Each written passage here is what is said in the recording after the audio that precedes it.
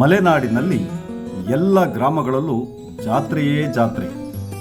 ಹೌದು, ಶಿವಮೊಗ್ಗ ಜಿಲ್ಲೆಯ ಸಾಗರ ತಾಲೂಕಿನ ಆನಂದಪುರ ಹೋಬಳಿಯ ಗೌತಮಪುರ ಗ್ರಾಮ ಪಂಚಾಯತ್ ವ್ಯಾಪ್ತಿಗೆ ಬರುವ ಹಿರಿಯರಕ ಗ್ರಾಮ ಈಗ ದುರ್ಗಾಂಬ ದೇವಿಯ ಜಾತ್ರೆಯನ್ನು ನಡೆಸುತ್ತಾ ಇದೆ.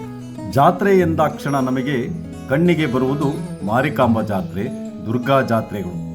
ಆದರೆ ಈ ಹಿರಿಯರಕ ಗ್ರಾಮದಲ್ಲಿ ನಡೆಯುವ ಜಾತ್ರೆಯೇ ಜಾತ್ರೆಗಳಲ್ಲೇ ವಿಭಿನ್ನವಾದ ಜಾತ್ರೆ. ಹಿರಿಯರಕ ಶಕ್ತಿಯ ಸ್ಥಳ. ದುರ್ಗಾಂಬ ದೇವಿ ಇಲ್ಲಿ ಗ್ರಾಮದ ಶಕ್ತಿ ದೇವತೆಯಾಗಿದ್ದು ಹಲವಾರು ಕಾರಣಿಕೆಗಳಿಗೆ ಕಾರಣೀಭೂತಳಾಗಿದ್ದಾಳೆ. ತಮ್ಮ ಕಷ್ಟ ಹಾಗೂ ಅನಾರೋಗ್ಯದ ಸಂದರ್ಭದಲ್ಲಿ ಶ್ರೀದೇವಿಗೆ ಹರಿಕೆಯನ್ನು ಮಾಡುವುದರ ಮೂಲಕ ಹಾಗೂ ತಮಗೆ ಇನ್ನೊಬ್ಬರಿಂದ ಅನ್ಯಾಯವಾದಾಗ ನ್ಯಾಯ ದೊರಕಿಸಿಕೊಡಲು ಹಿರಿಯರಕದ ದುರ್ಗಾಂಬ ದೇವಿಯಲ್ಲಿ ಭಕ್ತರು ಮೊರೆ ಹೋಗುತ್ತಾರೆ. ಭಕ್ತರು ಕೇಳಿದ ಹಲವಾರು ವರಗಳನ್ನು ನೀಡಿದ ಶಕ್ತಿ ದೇವತೆ ದುರ್ಗಾಂಬ. ನಾವು ಎಲ್ಲ ಜಾತ್ರೆಗಳಲ್ಲೂ ಕೇವಲ ಒಂದು ಮೂರ್ತಿ ದೇವತೆಯನ್ನು ಆರಾಧಿಸುವುದನ್ನು ನಾವು ಕಾಣುತ್ತೇವೆ.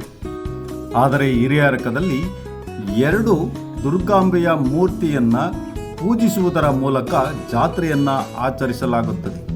ವಿಶೇಷವಾಗಿ ಎರಡು ದುರ್ಗಾಂಬೆಯರ ಮೂರ್ತಿಯನ್ನು ಜಾತ್ರೆಗೆ ಮಾತ್ರ ಪೂಜಿಸದೆ ನಿತ್ಯ ಪೂಜೆಯಲ್ಲೂ ಸಹ ಎರಡು ಮೂರ್ತಿಗಳ ದುರ್ಗಮ್ಮನವರನ್ನು ಪೂಜಿಸುವುದೇ ಈ ಕ್ಷೇತ್ರದ ವಿಶೇಷತೆ.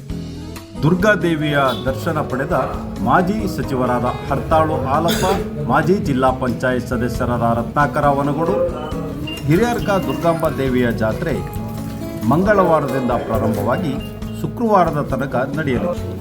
ದುರ್ಗಾಂಬೆ ಜಾತ್ರೆ ಮಂಗಳವಾರ ಪ್ರಾರಂಭವಾಗಿದ್ದು, ದುರ್ಗಾದೇವಿಯು ಪಲ್ಲಕ್ಕಿ ಉತ್ಸವ ನಡೆದ ನಂತರ ಬುಧವಾರ ಬೆಳಗ್ಗೆ ರಾಜಬೀದಿಯಲ್ಲಿ ಅಮ್ಮನವರ ಅದ್ದೂರಿಯ ಮೆರವಣಿಗೆಯೊಂದಿಗೆ ದೇವಸ್ಥಾನದಲ್ಲಿ ಪ್ರತಿಷ್ಠಾಪಿಸಲಾಯಿತು. ಗುರುವಾರ ಸಂಜೆ ಜಾನಪದ ಕಣಜ ಸಾಗರ ಇವರಿಂದ ಸಂಗ್ಯಾಬಾಳ್ಯ ನಾಟಕ ಏರ್ಪಡಿಸಲಾಗಿದ್ದು, 13ರ ಶುಕ್ರವಾರ ಸಂಜೆ ವಿವಿಧ ಕಲಾ ತಂಡಗಳೊಂದಿಗೆ ರಾಜಬೀದಿಯ ಮೆರವಣಿಗೆಯೊಂದಿಗೆ ಅಮ್ಮನವರ ವಿಸರ್ಜನೆ ನಡೆಸಲಾಗುವುದು ಎಂದು ದುರ್ಗಾಂಬ ಸೇವಾ ಸಮಿತಿ ಅಧ್ಯಕ್ಷರಾದ ದಿವಾಕರ್ ತಿಳಿಸಿರುತ್ತಾರೆ.